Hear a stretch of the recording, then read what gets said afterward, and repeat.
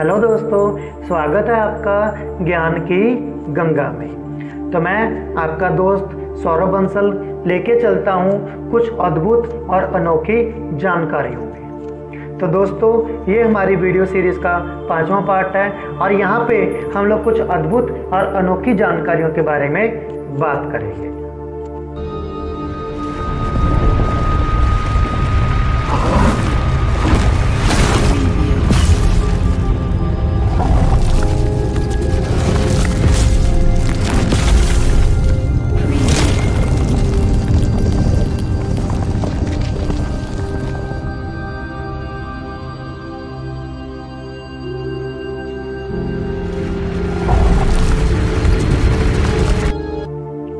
तो दोस्तों, यहाँ पे हम लोग कुछ अर्थक्वेक यानी कि भूकंप के बारे में कुछ जानकारी लेंगे। दोस्तों, भूकंप का अर्थ होता है भूमि का कांपना, भूकंपन यानी कि भूमि का कांपना।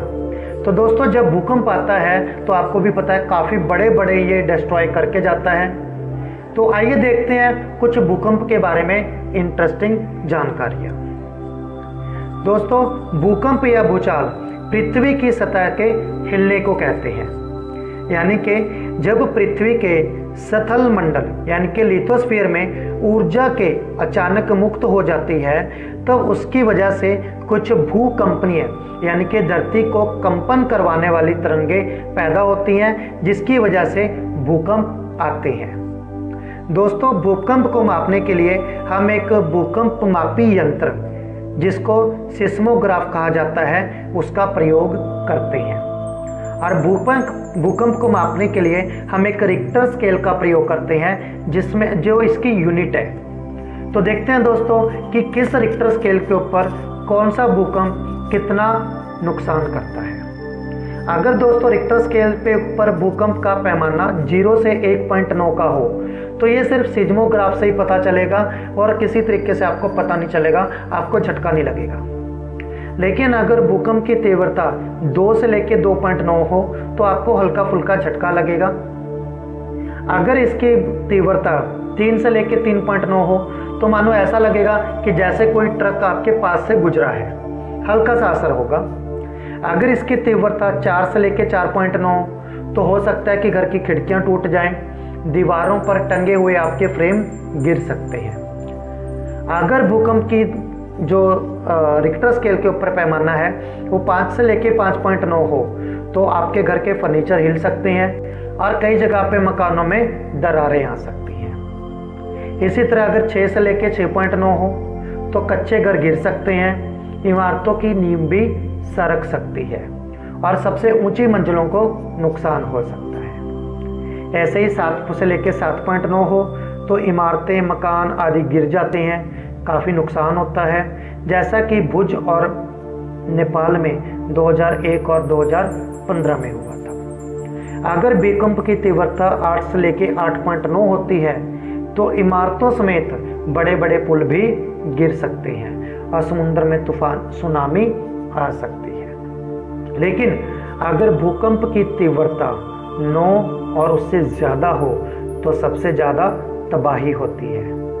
कोई अगर मैदान में खड़ा हो तो उसे धरती लहराते हुए नजर आएगी, बहुत बड़ी सुनामी आएगी, जैसे कि जापान में 2011 में आई थी। उस टाइम भूकंप की जो तीव्रता थी वो 9.1 की थी और दोस्तों आपको पता ही है उस टाइम कितना बड़ा नुकसान हुआ था।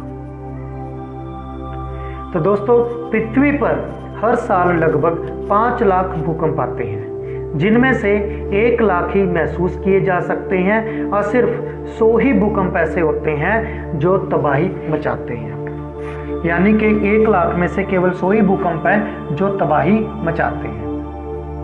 भूकंप की वजह से दोस्तों हर साल तकरीबन 8,000 लोग मारे जाते हैं और उनसे कई गुना ज़्यादा लोग घायल हो जाते हैं।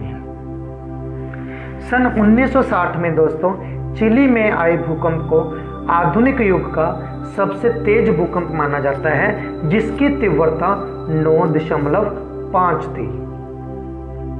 साल 2011 में जापान में आए भूकंप के कारण पृथ्वी के घूमने की गति 1.8 माइक्रोसेकंड तेज हो गई थी। 1 माइक्रोसेकंड का मतलब होता है दोस्तों 1 सेकंड का 10 लाखवां हिस्सा। 1811 में एक जबरदस्त भूचाल के कारण मिसिसिपी, उत्तरी अमेरिका की नदी थी, नाम की नदी उल्टी दिशा में बहने लग गई थी। साल 2015 में नेपाल में आने वाले भूकंप के कारण माउंट एवरेस्ट, दुनिया का सबसे ऊंची चोटी है माउंट एवरेस्ट, 1 इंच तकरीबन 2.5 सेंटीमीटर नीचे धंस गई थी। वर्ष 1201 में इराक, सीरिया और ईरान में आए भूकंप को इतिहास का सबसे बड़ा जानलेवा भूकंप माना जाता है, जिसमें तकरीबन 14 लाख लोग मारे गए थे। दोस्तों, भूकंप की घटना को हम लोग रोक नहीं सकते हैं, क्योंकि ये एक कुदरती घटना है और भूकंप का पहले अंदाजा नहीं लगाया जा सकता है। किसी औसत भूकंप के झटके केवल 1 मिनट तक ही महसूस किए जा सकते हैं। तो दोस्तों, भूकंप के आने की वजह से बहुत बड़े नुकसान होते हैं और मैंने आपको इसके बारे में कुछ रोचक जानकारियां भी बताई। तो दोस्तों, आपको ये वीडियो पसंद आया होगा। शुक्रिया।